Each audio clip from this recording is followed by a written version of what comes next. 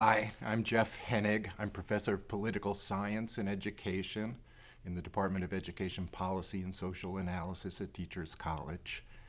And when I came to TC about 15 years ago, I did so after a career in a political science department in a College of Arts and Sciences, where I dealt primarily in my research and teaching with urban politics, state politics, and only tangentially with issues dealing with education and schools. And when I got here, I found, I was often asked to respond to things about curriculum, about pedagogy, about things that happen inside schools. And I found myself very often putting up a barrier and saying, I don't know anything about what happens inside schools and classrooms.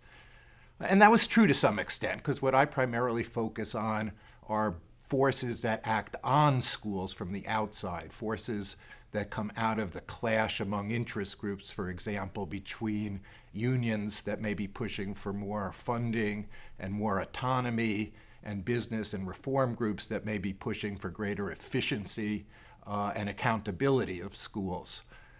And it's been interesting to me to reflect on how my views have changed since I've been at ed school like Teachers College. I still think that the politics and outside forces that I focus on are important. I still think it's very important how society supports schools and teachers from the outside and how it constrains them from the outside.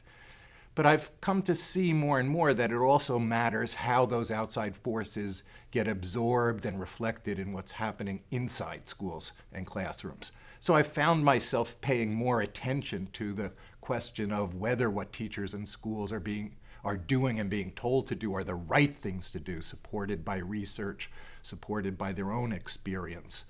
And I've come to appreciate more than I did coming in how it matters whether teachers and principals believe that society supports them and is steering them in directions that are sympathetic to what they've learned in their education programs and what they've learned through years at street level actually practicing education in the classroom.